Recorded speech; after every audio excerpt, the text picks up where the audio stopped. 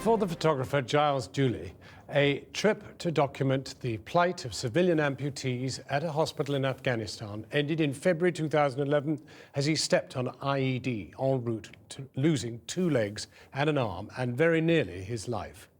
Well, Giles is here now, and welcome, and I'll be talking to you in a moment. But first, let's just see how you've coped with your return to Afghanistan to complete your original journey that was so shatteringly cut short. A journey that may have been as cathartic as it is poignant. Giles was embedded with a US Army foot patrol when he stepped on a mine. These remarkable pictures, filmed from the helmet camera of one of the medics aboard the helicopter which rescued him, capture the wholly exceptional battle by the medevac crew to preserve his life. Hey, you're a fighter, buddy. I'm gonna live. Yeah, you're gonna live. Days later, he was flown to the Queen Elizabeth Hospital in Birmingham, where he spent 45 days in intensive care, nearly dying from his injuries on more than one occasion. I've been a surgeon for 20 years and I've never seen anything like this before, and I deal a lot of trauma. And what happens is that the tissues are literally just ripped away from the body. You get dirt, mud. In Afghanistan there's like ditch water which is full of animal material. That gets blasted into the skin and the soft tissues. And that triggers a really huge response in that person's body. But despite losing both legs and his left arm, Giles was determined to work again as a photographer. Go there. Yeah, that's the whole point. So, and amazingly, to resume his trip to Afghanistan, this time with added poignancy to document the plight of civilian amputees caught in the conflict. Last October, he returned to Kabul, to the emergency hospital there. They come in the cars and the taxis, and sometimes in very, very bad condition.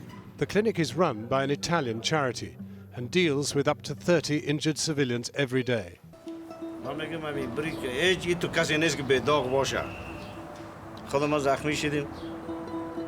یک بیادر مفهومی در رانش خورده در فرقش خورده مرمی معیوب است فکرت است دیگه بیادر ما رو در پایش خورده در سینهش خورده در گوشش خورده یک بیادر زاده ما رو فهمیدی نتیجه پایش من قطع کرده. There are some 55,000 amputees in Afghanistan with little or no access to the kind of state-of-the-art NATO facility in which Giles was saved. The patients treated here are the lucky ones.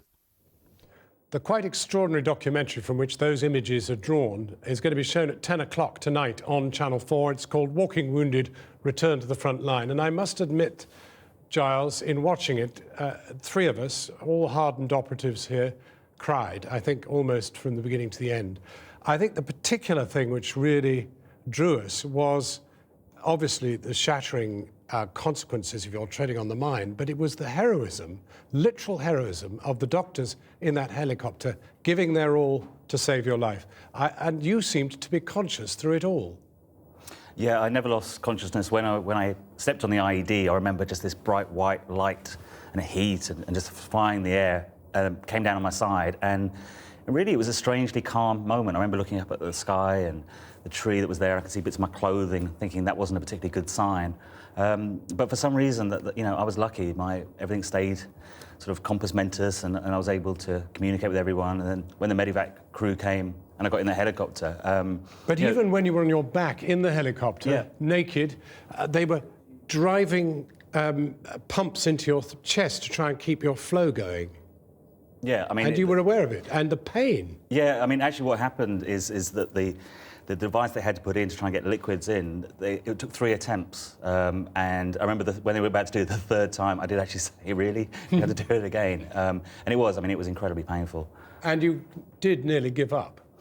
Yeah, I don't think I ever, on that medevac helicopter, I remember just thinking there wasn't much I could do apart from stay as calm as I could. And I just remember focusing on my breathing and just trying to stay calm. But there was no question of giving up. I mean, I knew I wasn't ready to die that day. And now, these 2 years on, the thing which I find completely mesmerising, it's very clear in the film too, is your mobility. And the other thing is that when they film, when you're speaking to camera, you're framed. Maybe the camera can frame you, cut off just below the shoulders, and you forget that you're anything other than a whole human being. And maybe your friends have that problem too when they think about who you actually are. No, absolutely. I mean, I remember when I was in hospital, a lot of people coming to see me for the first time. It was really hard for them because you don't know what to expect. I think people were worried about their reaction when they saw me. And I think universally, people would come to the hospital and you could see the kind of nervousness on their face, and then they would sit down next to me, and then we'd start chatting, I'd make a couple of jokes, and then within minutes they'd be like, oh, you're just exactly the same person. And I think that's the point, is that I am the same person, and one of the hardest things to deal with is people's perception of you changes, but I haven't changed. But that same person wanted to go and complete the trip, and your trip was actually to look at the suffering of the Afghan people, specifically the medical situation. And here you are, in fact, taking, well, these are pictures that you've taken. And one of the things it illustrates is that you can still take pictures beautifully. It was really important for me, I mean, to go back to work and continue what I was doing, but I equally didn't want it to be a vanity project. I didn't want to just go back just to prove I could take pictures. I wanted to do stuff exactly the same standard as I did before. And that really was a big challenge, but hopefully I've done the justice to the pictures. And I'm interested because the prosthetic engineer was trying to fit something on your stump that would enable you to take better pictures. But I noticed actually, when you are taking pictures, you haven't even got your artificial arm on anyway. Yeah, I mean, we tried a load of different things in the end, and I don't know, I just found it was easiest just to have the camera in my hand. I sometimes support it. Just while you're talking, I want to go back to the boy with the prosthetic leg. And he's such an interesting boy. He's lost both his arm and his leg. You know, in many ways, he's you. This was the most heartbreaking picture I've ever taken in my life. And, you know, sometimes people say to me, going to these places, taking photographs, doesn't it upset you? Normally it upsets me afterwards when I get home and editing. But this, I was in tears taking this picture because Atola, this boy, was 7 years old when he walked on a landmine on his way to school, lost his arm and his leg. And I don't know, just looking at him, I kept thinking, how could a 7-year-old go through what I went through? But you were in an Italian charity hospital. Yeah. And this is literally the only facility of quality that Afghan civilians have access to. Yeah, I mean, it's one of the really shocking facts that in over 10 years of so-called nation building and ISAF being in Afghanistan, not one functioning hospital has been built.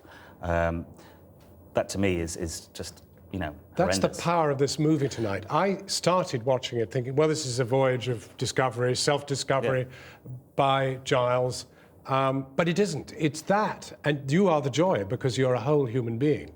But the real essence of the film is the utter horror of the shock that is wrong with Afghanistan, the suffering of civilians. Absolutely. I mean, when you think of, you know, 55,000 amputees in the country, I mean, these are shocking figures. And you meet people and you realise the generations that have gone through conflict. You know, I remember talking to a boy's father, and the boy was in surgery, and the father started showing me the wounds from the Russian occupation where he was almost killed. And you just realise these people have gone through generation after generation of warfare. Giles Duley, thank you very, very much indeed for coming in, and congratulations. No, thank you. And a reminder, you can see Giles's film, Walking Wounded, return to the front line at 10 o'clock tonight on Channel 4. Do not miss it.